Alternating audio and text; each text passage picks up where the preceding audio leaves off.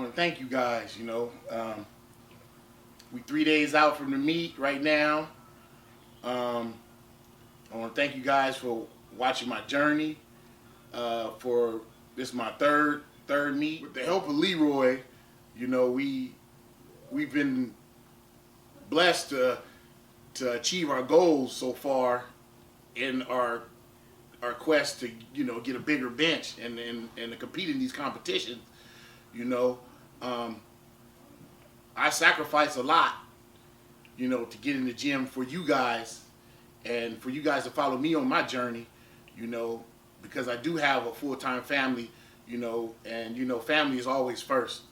My fiance, my kids, not in that order, but kids first always. Although training camp went good for some of us, I was battling tendonitis in my left elbow. Noticed pain in my elbow just in my day-to-day operation at work. I was out of the gym for like 2 weeks doing overtime during Christmas in December, and I felt the pain in my elbow, and I really felt the pain when I went to go train with David the Beast Douglas. Pain got so bad that I went to the doctor, and I was diagnosed with tendonitis in my left elbow. It was a minor setback. Luckily, I hadn't started training yet for this upcoming meet. I was getting Leroy ready for LA Fit Expo, but starting my training for this upcoming state meet, I had minor setbacks. But I told myself that I won't let a minor setback hold me back. So I pushed through the pain, got through the training, and now it's time. Judgment Day. The pain in my elbow was bad enough that I had to get a cortisone shot to just bring down some of the pain, because the meet is three days away. When you see me at the meet, I'm there, and I wasn't going to let this opportunity pass me up to get on that platform, because it means a lot to me. I'm 35 years old. Most people would tell you, it's too late to get out there and compete at any sport at 35 years old. I come from a background of families, that competed in football, that competed in weightlifting, wrestling, basketball, and everything, and I grew up around cousins that was in the garage hitting that pig iron, from being inside the penitentiary, real deal. A lot of people talk about it, but I've been around it, man, with the cousins and everything that's been in the pen, and come out on swole, but continue to work out in the garage and keep they swole, hitting 500 and plus in the garage. I grew up around that. So that's why I say the bench is my home. They used to get up off the bench, and I used to get on it. I couldn't hit nothing, but, I was just around it. Just loved being around it, and I was happy to get involved in this sport when I met Leroy. Leroy in 2014, LA Fit Expo. I contacted him and let him know that I had a channel, and if he wanted to be involved in my channel, because basically it was a journey that I wanted to show you guys, me and all my friends and cousins and family, that we work out. I started my channel because I wanted to show people that you can get strong over time and whatever you do. Mine was benching, so I wanted to let people know that I was a 500-pound lifter in the gym, and at the time I didn't want to do nothing else with it. I just wanted to show people my journey and all that. And also what happened was I worked out with Cali Muscle, and he told me, he said, you should get involved in a powerlifting meet. So at the time, I didn't know how to get involved in one until I met Leroy in 2014 LA Fit Expo. When I met him, I contacted him and let him know, I had a channel and if he wanted to get involved with the channel and everything. And, I thought that he was going to be all cocky and everything because he was a big-time lifter at the time, big-time bencher. But no, he welcomed us with open arms. We trained with him, and he finally got me to take all my gym lifting experience and take it to the platform, at 33 years old, 34 years old, actually. So I just want to let you guys know out there, it's never too late to get up in that gym and get them goals met, whether it's benching, squatting, deadlift, or whatever it is, Get out there and you can do it. I'm 35 years old, 500 plus pound bencher, and there's so many people in the world that can even hit 500, and I'm one of them, and I'm just happy to be that. Those of you out there, that's following my journey, this is my support group right here, right here, my loving fiance, my youngest daughter, my oldest son, and my other son. They've been real supportive with my late night training, my every, day training, when I get off work, and all that, and when I come home, they're all over the place with homework and this and that, and they give me time to wind down and to get what I need to get done. So how is it, living with me and being in this type of lifestyle? Well, sometimes the nights are really long. Sometimes we do sacrifice a lot as a family, and we know what he wants to do and we support what he wants to do, so it makes the sacrifice totally worth it. When he does come home, he helps us with our homework. He helps us get our videos out there when we rap, and he helps us edit what we need to do, and yeah, it's cool that I never had someone that did weightlifting in my family. He's a supportive dad. Comes home, I'm gonna be the next M-Town monster. Call me Little Monster though. But yeah, he's very supportive with what we do. Helps us drive our paths and helps me get to places that I want to get. And love you, Dad. See, we got to fight now. That's what I got to do when I come home and deal with this.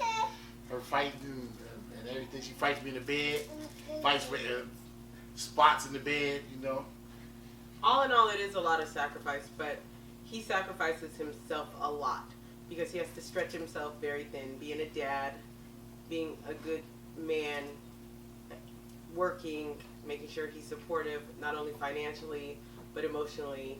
He has to go to birthday parties, baby showers. He's just the average guy who wanted to do something big, and he's making that happen. That's what he's doing. It's not all about the weightlifting, the YouTube videos. I'm just trying to do something positive, for my younger generation right here. Something uplifting for them. They might not fall into the category of weightlifting. They might want to do something else with their journey and their life and put it on camera and let the world see it. He got his own YouTube channel. They up and coming rappers, hip hop artists. What's your channel? Devin McKinley. Mine is Jamal Randolph Jr. What's your channel? Mine is I'm Always Right. Women always think they right, but not this time. You guys out there for showing support, buying my shirts, but if you haven't bought none yet, Go buy about 200 of them bitches. tell them about, say go buy my daddy stuff. And we gonna get y'all. Y'all heard it. Tell them bye-bye. Say bye-bye. She's like, She said, kiss my butt. okay. My cousin Herman, most people always ask about him and you know, because he's a strong guy, you know. We've been lifting together for a long time.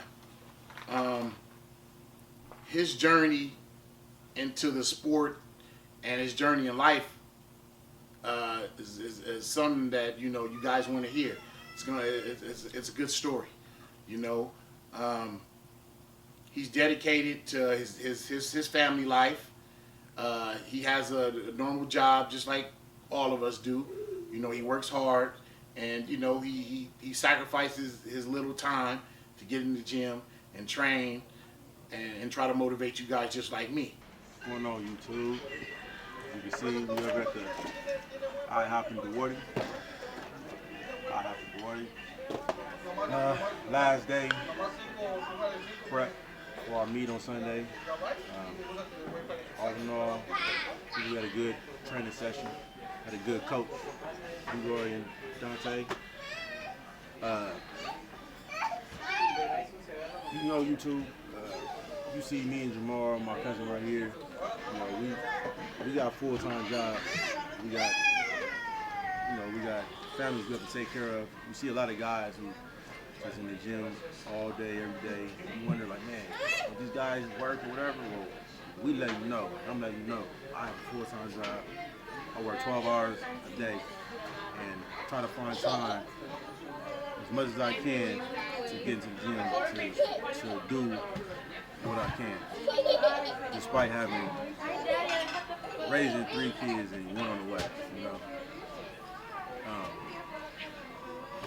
I just, you know, found a love for weightlifting, so I try to make time to do it, make a lot of sacrifices. You know, spending time with my kids, you know, with my wife, just making sacrifices, you know. Baseball is my first love. I'll talk to you a little bit more about that later on. Baseball is my first love. I drafted, played, you know, I'm a little bit older now, so I was playing softball, but once I started, you know, training for powerlifting, it's just something that just, I don't know, it's like another life for me. I was always told, you know, just growing up, I was a little skinny kid, but I was always strong for that little skinny kid, you know. Even playing baseball, you know, coaches, people that's been playing baseball damn near their whole life, you know, when I'm playing professional baseball, they're asking me how am I so strong? You know, how do you hit so hard? How you run so fast? You know, it was just something that was always in me. I never knew until I started training, and I get the reaction from people in the gym and you know, YouTube viewers, you know, the comments they leave, and you know, it motivates me. You know, me being, you know, 6'3", long arm, skinny legs, 205, 210, around that weight. But I have no legs, so when y'all see me Sunday, do not laugh at my legs. They're strong, but they're little. Probably don't know is when you see us working out on Friday nights, I really do be up like 22, 23 hours. By the time we're done with our workout, our session, it's like 1, sometimes 2 in the morning. Well, I wake up at 12 midnight to go to work. I start work at 12:45 a.m. I don't get off work until 12:30 p.m. And if it's not Friday, I usually go work out alone because, you know, my boys and everybody, they're still at work. But I work out. When I get off work, I hit the gym. Go to the gym about 2 hours, and I have to get my kids. I have to pick my son up from school at 3, and I go pick my daughter up. After that, I go home for about 30 minutes, and my son has baseball practice starts at 4. So YouTube, I don't get home sometimes until like 6:30, almost 7 o'clock, and wake up at midnight. And so I have a day off. I get Thursdays off, so that's my little break. But a lot of times when you guys see me in the gym, I'm working out, I'm like dead tired, I'm beat up, but I still go. Still find a way to get up, open my eyes, try to get that energy to get in there and do what I love to do. So hopefully Sunday I'm refreshed and, you know, just a nice little meal, a lot of carbs, you know, not that, but something. Get some carbs in me, and Sunday, man, hopefully I'm ready to go, and you know, hopefully I can just go out there and do my thing, man. I'm not too concerned about winning. This is my first meet. I just want to go and hit my number. I'm a late bloomer in this sport. It really, you know, growing up out here, all we knew was, you know, the typical sports. We really didn't know about powerlifting. So I'm a late bloomer. I've really only been serious in the gym for like 1 year. So me coming from, you know, just messing around with the weights, not knowing anything, not knowing no technique, till now I'm kind of like happy where I'm at as far as my weight. Like I said, I weigh 210, 205, 210. I'm around there, and I'm 34 years old.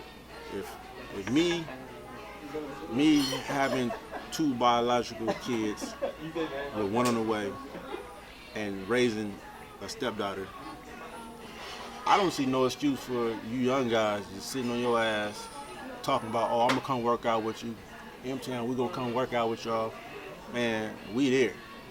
The gym, we there open arms. Just like Leroy came open arms with us, like, come on, man. You know, and blessed us and taught us for free the techniques. You know, he's ranked in the world, like 5'3", whatever he is, you know, and he gave us the technique for free. So, you know, all the people that younger guys that we know who see us and say, hey, we want to work out with you guys, come do it. Come on. What's the excuse? I can give every excuse in the world not to go hit the gym and get it in, and you know, but I don't. I just go do it.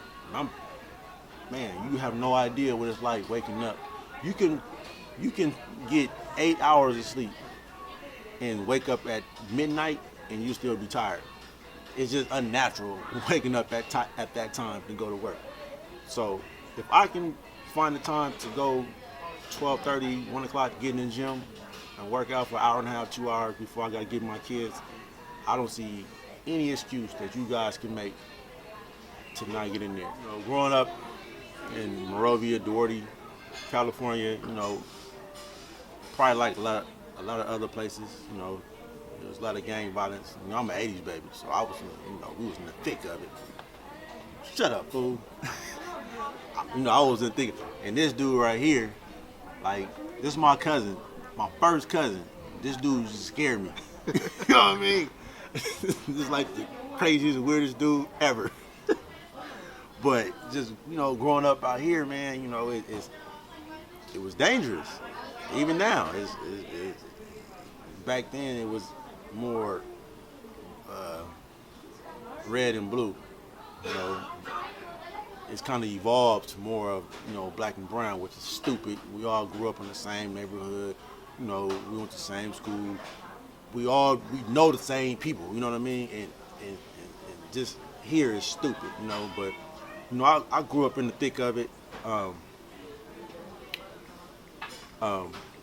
honestly can say that, like, me and my cousin Jamar and my cousin Timar and a lot of boys, you know, my boys that I went to school with, like, we made it through the storm, the ones that's still here, because I have more homeboys that's dead and in jail than I got, that I can count on these hands. My closest homeboy, Kevin Kinney, Polo, you know, recently lost his life, and you know, me and him And one of my other boys, he moved to Atlanta. We used to always talk about, you know, growing up out here, and things we did, and you know, like a lot of our dudes that we grew up with, they not around no more, you know. And for my boy to lose his life, man, you know, playing football, you know, it's kind of crazy. It hurts, you know. But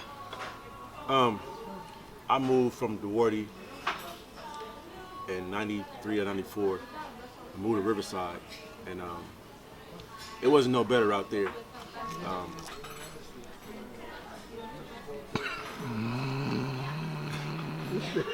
We moved to Riverside, and it really wasn't no better out there. It was actually kind of better out here because out there it was so segregated, and that's where I really had my first experience of racism. And one day, I was coming from DeWarty, going to Riverside, and I had my grandfather in the car with me, and some guys is driving stupid on the freeway. And so I flicked my lights, honk the horn, and they pull off to the shoulder on the fast lane, like, you know, pull off over there, and I'm driving whatever, and I see them coming up real fast, and, you know, they shot at me a few times, man, and I thought they hit my grandfather, because my grandfather laid down. And, you know, I called him Papa. I was like, Papa, they hit you? I hit you? They hit you? And he was like, I don't know. And that right there was like a game changer. That like really messed me up, you know, because at the time I really didn't know what happened or what was going on, if my grandfather was okay. But we got to the house, and it was like a real reality check, like, you know, this stuff is real, you know. Not so much that part of gang violence, but just violence and just the racial shit that I had experienced out there. You know, it was for real, you know. There's a lot of other things that happened in my life, and especially him, that... Just let them know coming soon, man. Your story gonna come. We're gonna do a documentary. Yeah, it's coming. It's coming. You know, I feel like I overcame a lot of obstacles, and like right now, like I beat the odds. You know, just after all this stuff, man, just going to jail for some serious stuff, just being dumb, you know, fighting and all that stuff, and you know, I still managed to get drafted out of high school by the Dodgers. I didn't sign, broke my ankle, went to college, got picked up by Detroit. But like I said, that's another story. We up in here, you know, getting ready to go weigh in. I ain't gonna show y'all the weigh in because we gotta get naked. We gotta get naked in the bed. You know, he don't know nothing about that. It's his first time. He a little pup right here. You know, trying to get in the powerlifting game. You know. We gonna see. Gee, what? I get the bubble guts. I got the bubble guts.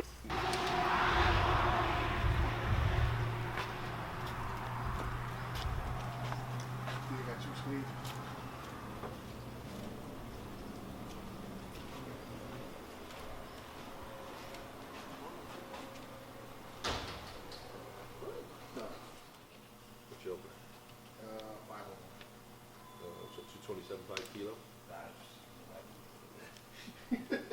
I was begging him, please give me one more chance. Give me one more chance, please. I got there. Last time they was like, this is your 9th time, son. We're not gonna give you no more chances because I couldn't get it up. I was like that. I got to hit my opener, you know, because I was nervous about it, you know. It never opened up this heavy. Yeah. Me too. He had no dream like I did. He didn't have no dream like me. I had a dream about it. And they gave me 9 chances, I couldn't get it up. So, only really get one. So, got to get it up. In front of my family, everybody that's going to be here, got to get it up, man. You know? But if I don't, blame it on my elbow.